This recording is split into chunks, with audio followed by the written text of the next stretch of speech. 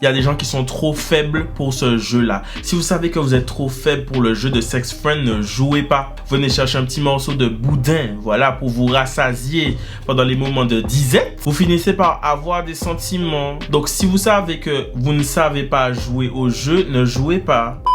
Donc, ce n'est pas la peine de venir pleurer maintenant parce que l'enfant a un papa infidèle, puisque quand tu mangeais le boudin noir du papa, tu ne pleurais pas. Tu ne pleurais pas. D'accord?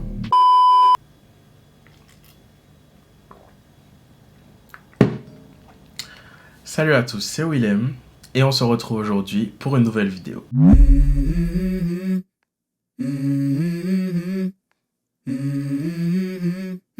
Let's go. Alors, comme vous pouvez le voir au titre de la vidéo et à mon accessoire favori, on se retrouve aujourd'hui pour un nouvel épisode du tribunal de Oui Oui. Alors, je vous invite tous à prendre place. La séance va bientôt commencer. Une nouvelle fois, vous avez été très nombreux à m'envoyer vos confessions. Et nous nous retrouvons aujourd'hui afin de vous juger. Enfin, c'est moi qui vais vous juger puisque dans le tribunal de Oui Oui, je suis le seul juge. Si vous estimez que mes jugements ne sont pas justes ou ne vous correspondent pas, vous pouvez aller regarder les vidéos qui sont juste à côté. Pour ceux qui ne connaîtraient toujours pas le concept, après 54 épisodes du tribunal de Oui Oui, je vous le rappelle, vous m'envoyez vos confessions, je les analyse dans le tribunal et je choisis si vous êtes coupable, non coupable ou si vous méritez directement la prison ferme. Puisque les retardataires sont enfin arrivés et que tout le monde est bien installé dans cette salle, je vous propose de lancer cette nouvelle séance du tribunal de Oui Oui.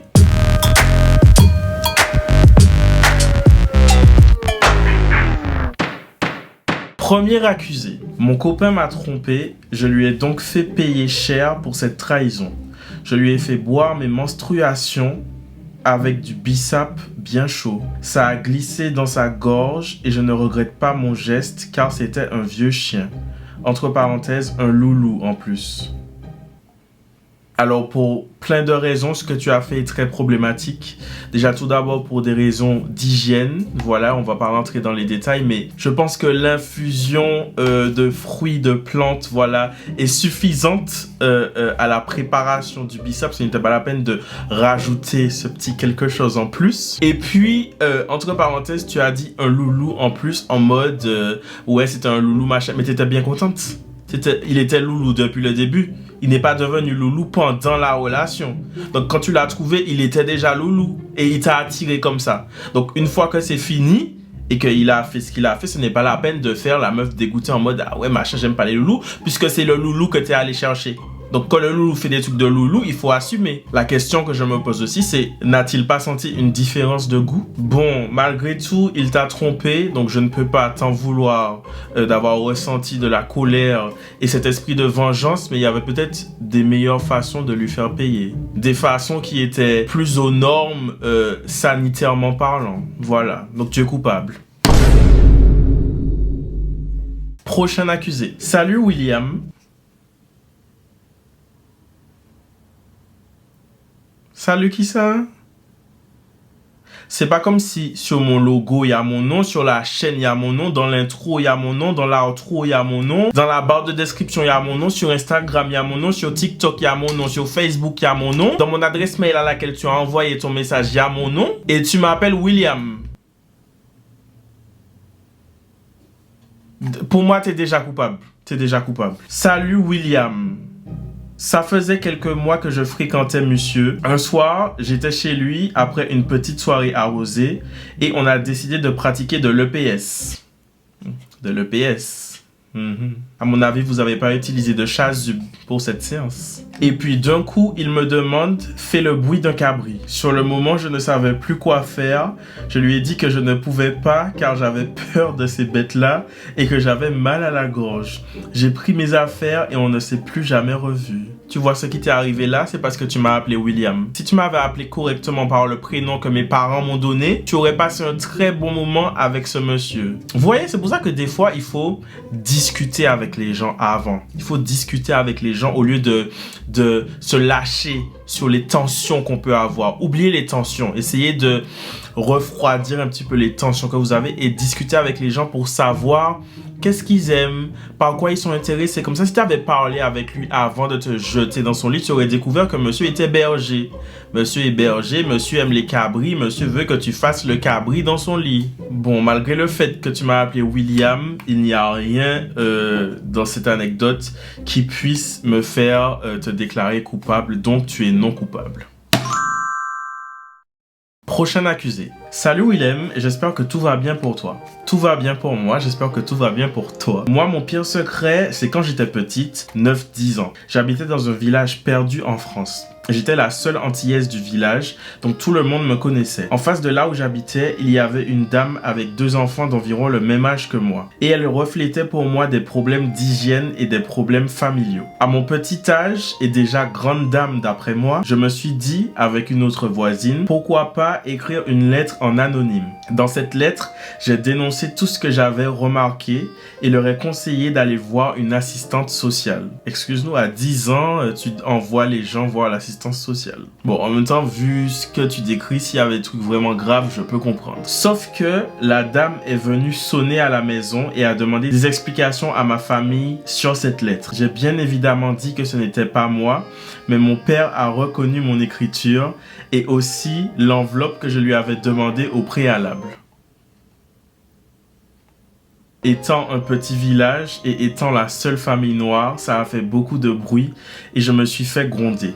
Tout en affirmant bien sûr que ce n'était pas moi. Alors la vérité, c'est que ça part d'une bonne intention. Tu as voulu bien faire, mais je pense que le mieux aurait été d'aller voir tes parents et de leur expliquer la situation. Et tes parents étant des adultes responsables, ils seraient soit allés voir la famille en question ou alors les services sociaux directement. Mais je pense pas que c'était à toi, du haut de tes 10 ans, d'envoyer une lettre directement à la famille que tu critiques. Tu pensais pas qu'à un moment ça allait se retourner contre toi? Malgré tout, ça part d'une bonne intention et je dirais que tu es non coupable.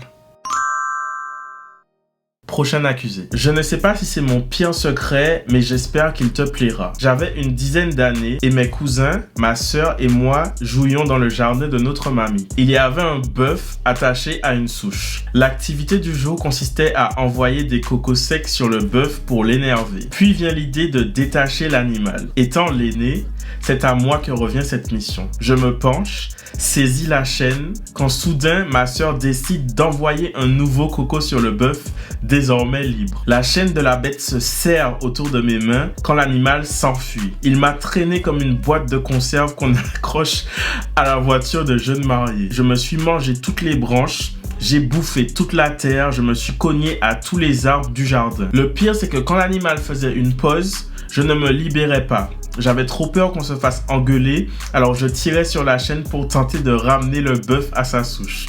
En vain, évidemment. La bête a fini par défoncer le grillage pour atterrir dans le potager du voisin. Je me suis enfui, entendant le voisin hurler derrière le bœuf qui venait d'écrabouiller ses beaux légumes qu'il avait mis si longtemps à faire pousser. Avec un pacte entre cousins, on s'est mis d'accord pour ne rien raconter et c'est une propriétaire de bœuf qui s'est fait engueuler pour avoir mal attaché sa bête. Ça, franchement, je peux même pas t'en vouloir parce que quand on est petit, on est bête. Quand on est petit, on est bête. C'est toujours là qu'on veut faire des activités avec les animaux alors que les animaux nous ont rien demandé. Encore plus quand on est avec les cousins, cousines, etc. C'est là que les bêtises culminent. C'est là qu'on est à l'apogée de la bêtise. Je me souviens quand j'étais plus jeune, j'allais chez ma mamie et il y avait mon cousin. Et du coup, il y avait une descente pour arriver chez ma mamie. Et il y a une poule qui venait d'avoir plein de poussins. Pour ceux qui connaissent pas, elles sont très protectrices de leurs poussins. Tous les poussins marchent à côté de la poule et il suffit que tu t'approches un petit peu trop d'un poussin pour que la poule vienne t'attaquer. Moi, je ne savais pas ça. Et mon cousin, il m'a dit, Willem, viens, on lance des roches sur les poussins. Et qu'est-ce que Willem a fait? Parce qu'il veut s'amuser avec son cousin. Willem a lancé des roches sur les poussins. Je lance une roche, je lance 2 roches, je lance 3 roches. Et puis pendant ce temps, mon cousin qui m'a dit, viens, on lance les roches, il part qu'à lancer pièces roches. C'est Willem seulement qui lance les roches. Il est sur le côté en train de regarder Willem lancer les roches. Puis au bout d'un moment, il y a une roche qui tombe sur un poussin. c'est pas la poule a commencé à courir derrière moi. Imaginez, vous êtes là tranquillement, vous voyez une espèce de course-poursuite avec une poule qui est en train de courir derrière un petit garçon. La poule était tellement enragée qu'elle a volé. Vous avez déjà vu un poulet voler? La poule a pris son élan dans la descente, elle a volé pour m'attaquer. Dieu merci, elle ne m'a jamais eu et depuis ce jour, je ne touche plus jamais les poussins. Alors pour la peine, comme je suis sensible à ton histoire et que j'ai vécu ce genre de bêtises avec mes cousins, je veux dire que tu es non coupable. Et je vous entends déjà, ce n'est pas la peine de crier dans la salle que ouais machin, si c'était quelqu'un d'autre, tu aurais dit qu'elle était coupable et tout. J'en ai rien à faire, c'est mon tribunal, ok? Si vous n'êtes pas content, je vous ai déjà dit, allez regarder les autres vidéos, ok? Donc tu es non coupable. Prochain accusé. Alors voilà, il y a quelques temps, j'étais sex friend avec un mec, mais on allait quand même voir ailleurs chacun de notre côté et on se le disait. Ben oui, parce qu'en fait, quand t'es sex friend, ça t'empêche pas d'aller voir ailleurs si tu veux. C'est un peu le principe, c'est que vous avez juste une activité physique qui vous rassemble et à côté de ça, chacun fait sa vie. Quelques mois plus tard, nous sommes énormément rapprochés et je commençais à avoir des sentiments pour lui. Tu vois, c'est ça le problème.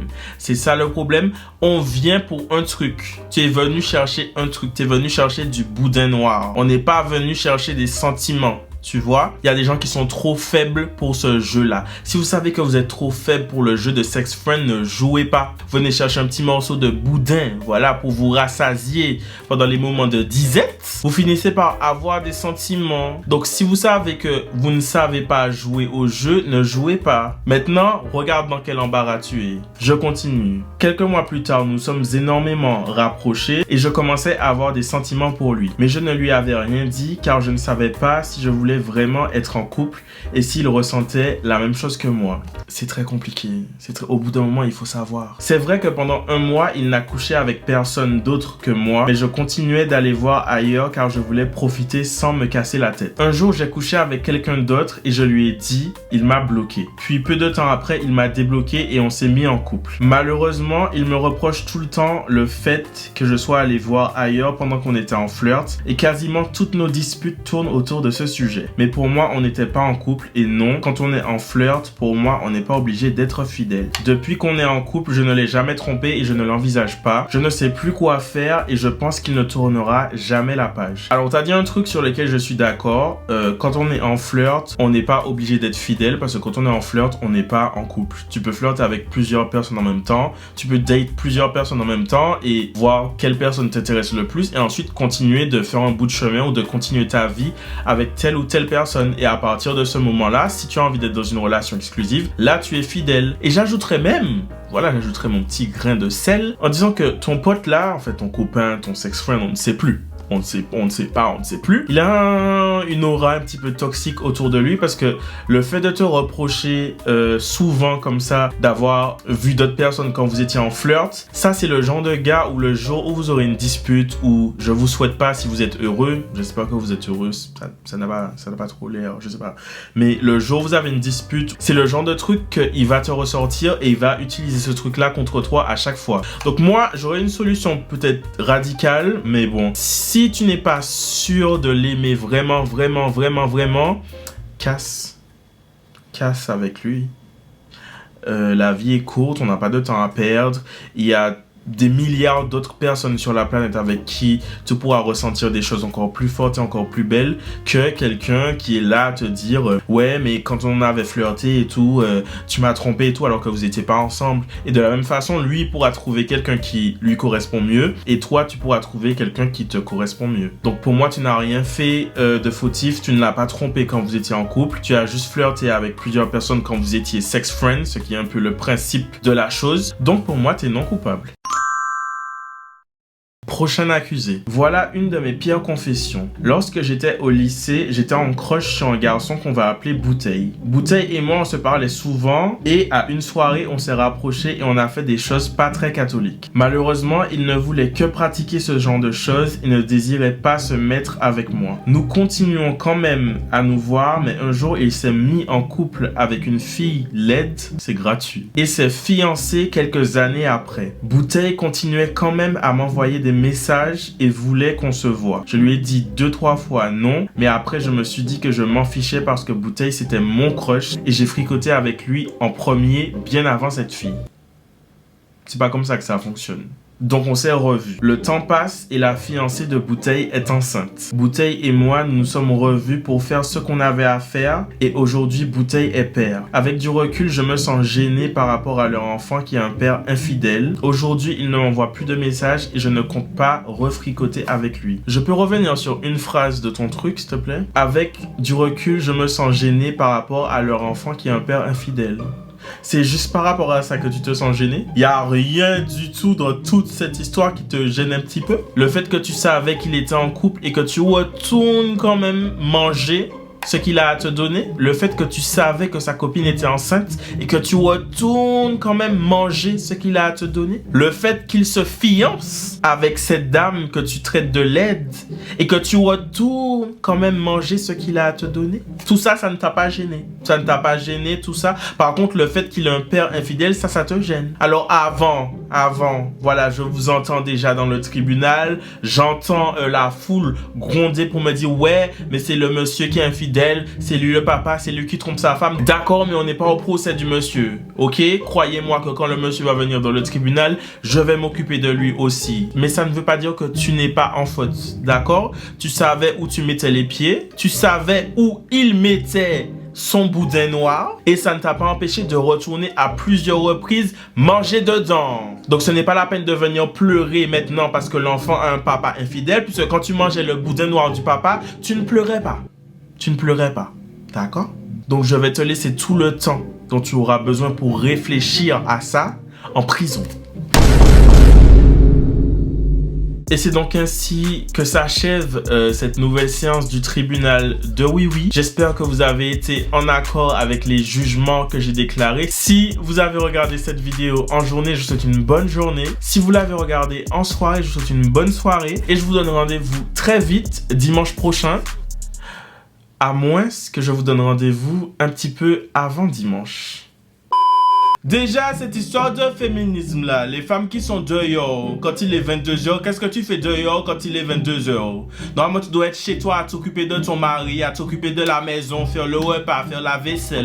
Toi aussi, t'en as marre des podcasts avec les gars qui disent de la merde. Et puis moi, ce que j'aime pas, c'est les choux qui sont en mode ah ouais, moi j'aime pas et j'aime pas. Moi, je veux que tu prennes ta que tu mettes ta dans c'est ça que je veux. Et il y en a beaucoup en plus. La vérité, c'est que dans la société, il n'y a que deux types de personnes. Il y a les entrepreneurs et il y a les déchets. Si tu as une dépression, tu es un déchet. Si tu te lèves après 4h du matin, tu es un déchet. Si tu as tes règles, arrête. La vérité, on est fatigué, frère. La bonne nouvelle, c'est que OPPT est de retour pour une 3e saison. On parle pas trop, c'est ton podcast décontracté où on parle de tout, façon libre antenne. Là, il y a des gens qui vont dire, ouais, mais vous habitez aux Antilles, pourquoi vous voulez manger des fraises, manger des fruits locaux et tout? D'accord, vous habitez en France, pourquoi vous voulez manger des bananes? Et on en parle en pyjama parce que c'est plus cosy. C'est logique. On parle pas trop saison 3, c'est à partir de mercredi 18h sur Spotify et Apple Podcast en accès gratuit et sur YouTube en vidéo. Let's go.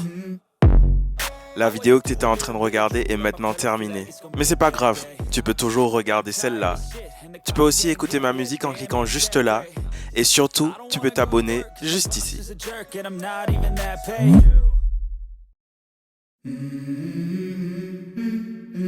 Let's go.